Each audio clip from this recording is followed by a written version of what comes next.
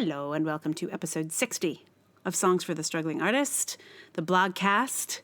Thank you for listening. How are you doing?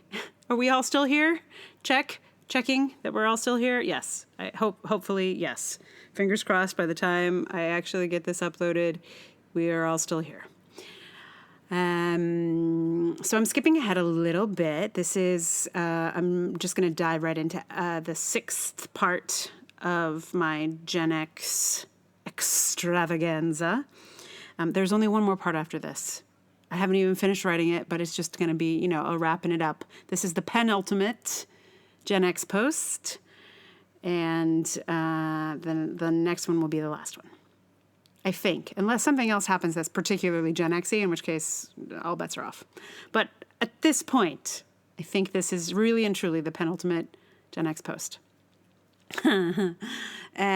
So I think I should just dive in and read it to you because it's a little bit long, but I will talk at you again once I get to the other side of it. So here it is, Gen X, Part 6, Selling the Drama.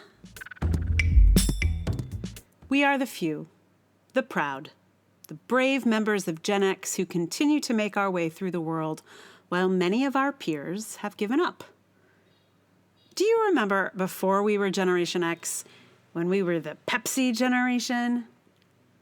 Right about the time that Michael Jackson's hair caught on fire?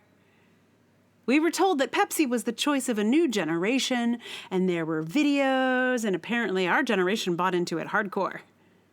We were also peppers. Wouldn't you like to be a pepper too? But that Pepsi generation technique was actually a marketing campaign for baby boomers first. And it worked so well for Pepsi when baby boomers were kids that they thought they'd try it out on us too. And all the generations after. How you like Pepsi generation next? Feel like joining the conversation since you are the movement, this generation? A lot of the conversation about generations is actually driven by advertising. I read an article about an ad campaign for Lululemon, wherein they're targeting the yoga generation. And which generation is that? As far as I can tell, every generation is doing yoga. My grandmother was doing yoga in the 70s, and she was the silent generation, so that's dumb. But that's what I mean. They're trying to put you in a generational category so they can sell you stuff. I say you, not me, because advertisers are apparently not targeting Generation X because there are so few of us. And here I think we have the heart of why Gen X tends to resist being labeled. We somehow have always known that once a marketer could label us, they were getting ready to sell us shit. But what's hilarious is that marketers worked this out about us anyway, so they got sneakier with us when they still cared about us. I once bought a record almost entirely because of its ironic cover. What's ironic is now that Gen X is older, some members of Gen X have more money to spend, but advertising has mostly stopped trying to reach us. Which probably explains why there's been a recent bubbling up of Gen X articles. Marketers are perhaps getting interested in us again. For good and ill, I imagine. Just Google anything to do with advertising and Gen X, and you will see such an extraordinary trove of weird articles about how to advertise to us. Actually, search how to market to any generation, and you'll see some eye-opening stuff about what's going on behind that advertising curtain and where you might be vulnerable. So, millennials and Gen Z, just in case you're still here, I think it might be useful to recognize that when you see articles and listicles and so on that reference your generation, you are probably being marketed to. The condescending pieces about you that make you mad may be designed to encourage you to spend your money on something, or just click on something to get an ad near your eyeballs. The imaginary rivalries between Gen X and millennials, or between millennials and boomers, are essentially clickbait for the people trying to sell you stuff. As we now carry devices that have the capacity to market to us everywhere we go, we all need to become savvier about our vulnerabilities to advertising. As marketing becomes more personal and more direct, it will become harder and harder to remember our humanity. It might be helpful for all generations to take on some of our good old Gen X skepticism. We seem to now live in a world of relentless marketing. And it's not just businesses who are marketing at us. The new norm seems to be a kind of marketing of self. People have become brands instead of individuals. Most of Gen X has a gut response to this trend, and it is strong-armed revulsion. To us, this branding of people carries all the horrors of the origin of the word, the branding of cattle with a hot iron. For most of Gen X, this branding of the soul is relentlessly uncool. We liked our icons reclusive, uninterested in self-promotion, and intensely private. Prince once gave an interview to the BBC wherein he neither spoke nor showed his face. Both Kurt Cobain and David Foster Wallace were incredibly uncomfortable with their own popularity. Can you imagine a Cobain clothing line? A David Foster Wallace cologne? For us, as soon as a band became popular, it ceased to be cool.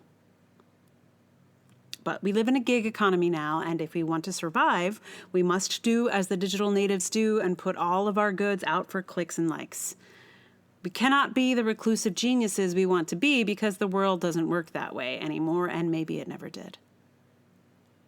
Every Gen Xer that I know is deeply uncomfortable with self-promotion. We recognize that we need to sell our book or our record or our blog or our podcast or our show or our theater company or our business or whatever it is, but it is highly problematic for us. If we do it, we tend to see it as a necessary evil. I've taken multiple marketing classes, and despite having a lot of knowledge and skill at my disposal, I have generally yielded next to no results. While attempting to sell my show in the highly crowded market of the Edinburgh Fringe, I discovered that the only real marketing skill I had, that is, the only thing that would reliably bring people to the theater, was making friends. Like actual friends. This is the only successful marketing I have ever done. I made some friends who showed up for me because that's what friends do for each other. I have had this podcast for over a year, and I am so bad at self-promotion that most of my best friends don't even know about it. And maybe it is just me. Maybe I'm the only one, see part 4, that is unwilling to trade my authenticity for more likes or shares. Maybe I'm the only one that closely guards my best work until I'm ready to share it. Maybe I'm the only one that would rather share my truth than a promotional photo. I don't think I'm the only one, though. Generation X tends to see the world that has emerged behind us as a life-sized version of that SNL sketch, "You can do anything!" We see that kind of self-promotional vibe as not only terminally uncool, but completely at odds with authenticity, which is one of our core values. I really do admire the chutzpah of Lena Dunham in having her character announce at the beginning of her show that she is the voice of her generation, or a voice of a generation. This is something that no Gen Xer would ever do, even if she wanted to, even as a joke. And Dunham was definitely joking. I dig the gutsy self-aggrandizement of it, and I dig it that it made her extremely popular. Most of Gen X would rather be authentic than popular. We would rather be true to ourselves than just about anything else.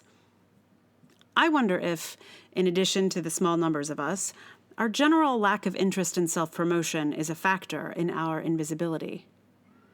In a world where everyone seems to be shouting about how great they are, Gen X is sitting in the corner making something totally cool that few people will ever see.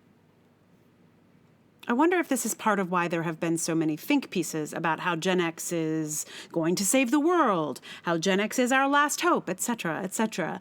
I think this is how we like to be seen, as the quiet, secret heroes, chronically underestimated, but swooping in at the last second to save and astonish a grateful world. This image appeals to us. But frankly, even after reading dozens of these articles in which Gen X saves the world, I have yet to be convinced that somehow Generation X has the secret world-saving serum. I'm pretty sure we're going to have to all get together to get that done. Generation X would like to do it alone, but This is a job that's going to need all generations on deck. So, there it is. Advertising. Advertising is kind of what generations are about, is what I've sort of come to the conclusion of, which is why this is the penultimate. I like to say the word penultimate, obviously. This is the penultimate Gen X post, because I do think this kind of advertising piece is the thing that is often missed, because advertising really does dominate the generation conversation. Like, when you look in, you realize, like, oh, generations aren't like a real thing. I mean, they're a real thing in terms of like the way social scientists look at them, but they usually call that stuff cohorts. Cohort is a hard word to say. Cohorts. That's what social scientists use rather than generations. I suspect it's mostly marketing, the generation idea, which is upsetting. Anyway, so I have confessed to how terrible at marketing I am, like really terrible, like really. Self-promotion. I mean, I feel like I do a good job sometimes. Like, I'm like, I did all the things I'm supposed to do. And then, like, no one turns up at the thing, or I make the thing and I think, oh, yeah, I really did a good job getting it out there. And, like, it's because I just, like, posted it on social media once. Yeah, it's like I just don't have the stomach for it. So and that's actually part of the reason I started to plug other people's podcasts on this podcast, because I'm actually good at promoting other people. I'm just not so great at promoting myself. And by promoting, I mean like supporting and cheerleading for and like aiming people at. Like I really do love to connect people to the right other people, or the thing that they're going to love, the book they'll love, the podcast they'll love, the song they'll love. That is a real pleasure of mine, to be able to say, like, you're going to love this, because, you know, when you know someone and you know what they like, it's very satisfying to be able to provide them such a thing. And in a way, that's marketing, I suppose, except for I sure as shit don't see it like that. Anyway, so that is why I've been recommending podcasts to you, because I have a podcast, and if you like the podcast, maybe you'll recommend it to somebody, right? Like, isn't that how it works? Hopefully. Maybe not. I don't care. I'm just going to tell you about podcasts I love. So here's what's hard, though. I was trying to find a podcast that sort of fit a kind of Gen X idea of being sort of, super authentic and hosted by a Gen Xer and, kind of underexposed. And the only one that I could find that really fit that bill, I have already recommended to you. So let me recommend it again, because it is actually one of the few that is not sponsored by a particular, like a radio show, or sponsored by, businesses or magazines, or there's, most podcasts have a parent or an umbrella. And The Broad Experience, which is one I've recommended before, and I'm recommending again because it's the only one that fits this description. The Broad Experience is an independently produced podcast. She has gotten sponsorships really recently, but, she's been doing it all herself. So that is totally classic Gen X right there. And there are some cool Gen X men I know who are doing a podcast right now too. But I'm going to save that one for later, because I'm sure there will be another occasion for that. I'm just going to re-recommend The Broad Experience, hosted by Ashley Milne-Tite, who I am 98% sure is Gen X. I think she's a few years older than me, but not many, I don't think. Anyway, it's a podcast, totally independently produced, and Ashley Milne-Tite is a great host and explores, gets in there on the subject of women and work. So, re-recommended. And if I have to re-recommend it again, I will. But I'm going to try and spread out the love to the other podcasts as we go along. But meanwhile, The Broad Experience, check it out.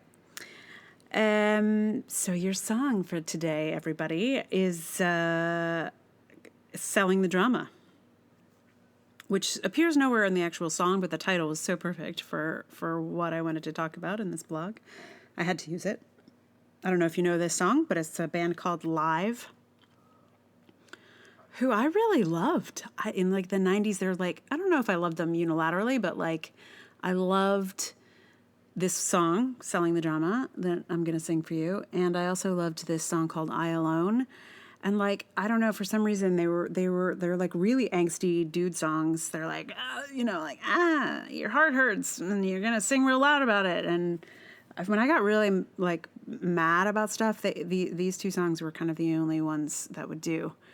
I don't know what it was about it, but yeah. So what's weird about this song, and I'm just going to say this is totally a tangent and has just not much to do with the content of this particular blogcast, but there's a lyric in this song about rape, which is weird. It's weird, and I was always trying to convince myself that he wasn't actually saying raped, but he is. I have now learned, and I think that's a little weird because he's a dude. And I feel like he's using it metaphorically, and there's just no way that I can think of it metaphorically. So it does alter the meaning of the song quite a bit, I think, when it's not a metaphor. But,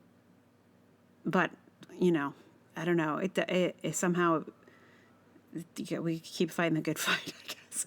Anyway, so trigger warning. I guess I'm a little late on that. Sorry. But anyway, this is Selling the Drama, originally recorded by the band Live. Yeah, that's their name. Their name is Live. And now, sung for you by me. And to love a God, and to fear the flame, and to burn a crowd that has a name, and to right a wrong, and to meet a strong. It is known, just screaming from the wall. I've willed, I've walked, I've read, I've talked. I know, I've been here before. Now we won't be erased. Now we won't be scarred like that. No, we won't be erased. No, we won't be scarred like that. And to some, it burns. It's the wheel that turns. It's the way we sing that makes them dream. And to Christ, a cross, and to me, a chair. I will sit and earn the ransom from a peer. I've willed, I've walked, I've read, I've talked. I know, I've been here before. Now we won't be erased. Now we won't be scarred like that. No, we won't be erased. No, we won't be scarred like that. Scarred like that.